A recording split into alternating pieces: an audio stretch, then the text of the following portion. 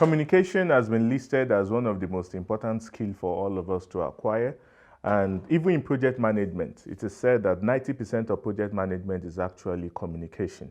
So in project management, when you find problems, when you find disparity in the set goals and how to attain those goals, it is majorly about communication.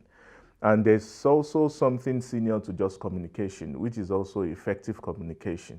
And communication is divided majorly into two. We have the textual and the oral communication. The one I want to speak to us about is today about effective communication is the oral communication. And I want to espouse to us one of the models that has been widely acclaimed in public speaking arena by Albert Mehrabian. Albert Mehrabian is a professor of psychology and communication. According to Albert Mehrabian, he has a formula or a model, if you like, that is called the 7-38-55 model of communication. According to Albert Mehrabian, the words that come out of our mouth constitute only 7% to communication, while the tone of our voice constitutes 38% to communication, while 55% of our communication comes from body language. And it is under body language, we have body movement, we have posture, we have facial expression, we have body gestures, etc. So now let me come to explain these different levels of effective communication. The words that come out of our mouth only constitute just 7%. Imagine 7%.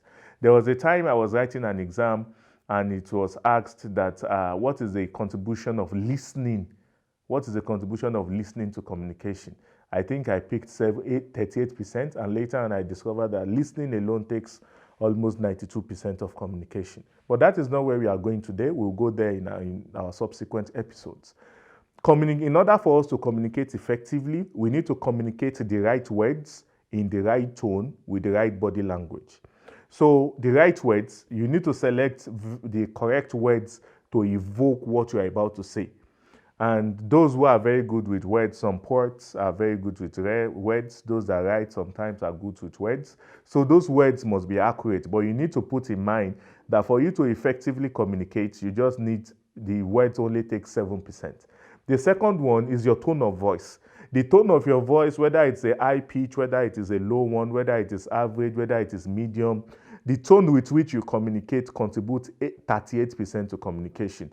For example, if you want to tell someone that what they are doing is bad and you tell the person, stop that thing, you can see it's a very low voice, and that low voice is not a correctional voice. So you are not communicating effectively. But when somebody is doing something and you need that person, probably a child is about to cross the road and you cannot run to pick that child.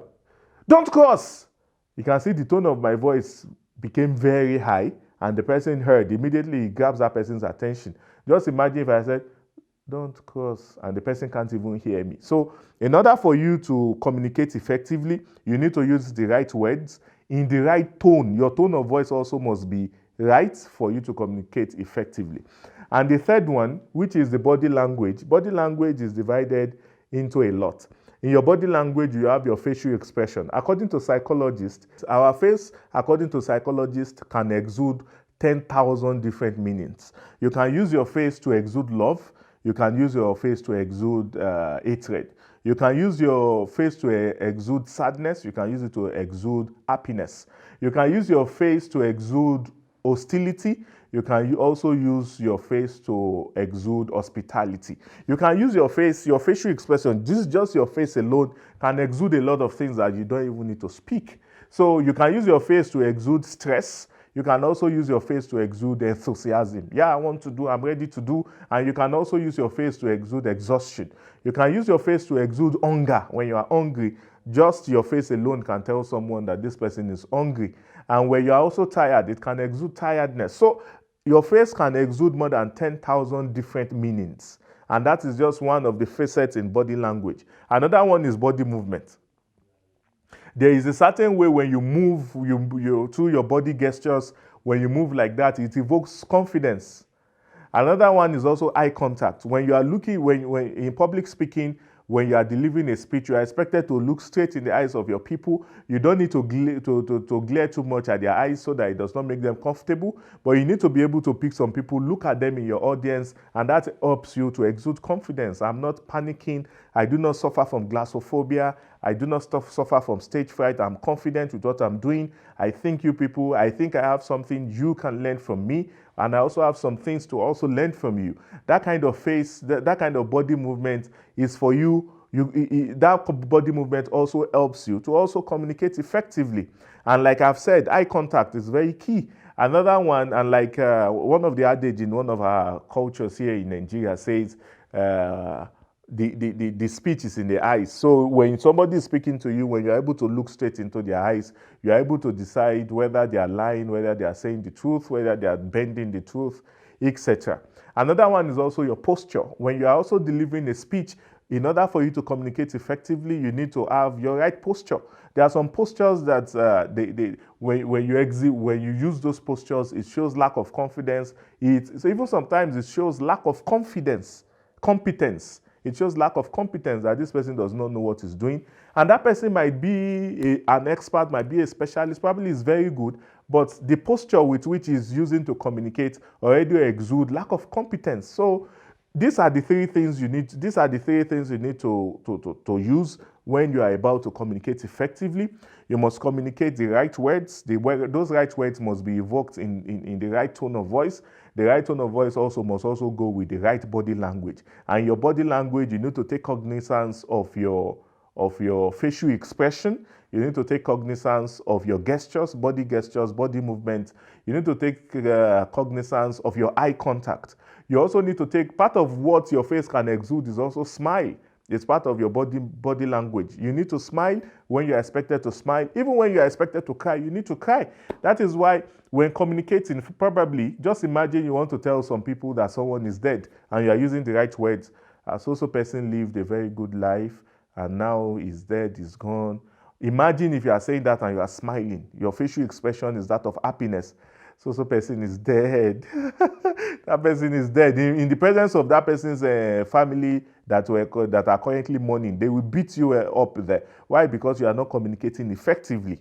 Because your body language, your facial expression contradicts the words that are coming out of your mouth. So when you are in a place where it has a moody scenario, where people are supposed to be wailing or crying, etc., you yourself also, when speaking, you need to be calm. You need to pipe low. You don't need to shout when talking in that sense. So your tone of voice should calm a bit down, and your facial expression should exude sadness, and your body language, your body movement should be limited. Why? Because these people are mourning. But in a place where a child has just graduated or someone has just given birth, you can't say, I'm happy you've given birth. No, I'm happy you've given birth. So when you do that, your body language, your tone of voice, and your words are evoking the same thing. So you are communicating effectively. I brought these two scenarios of extremes. When a child is born, the happiness, and also when somebody is dead, the sadness, so that we can bring both together and understand that while you are talking, for you to communicate effectively, you must use the right words. You must speak in those right words. Those right words must be put in the right tone of voice, and the right tone of voice must also be put in the right body language. It is when you do this, you are said to be communicating effectively. Thank you very much. Till I see you in the next episode.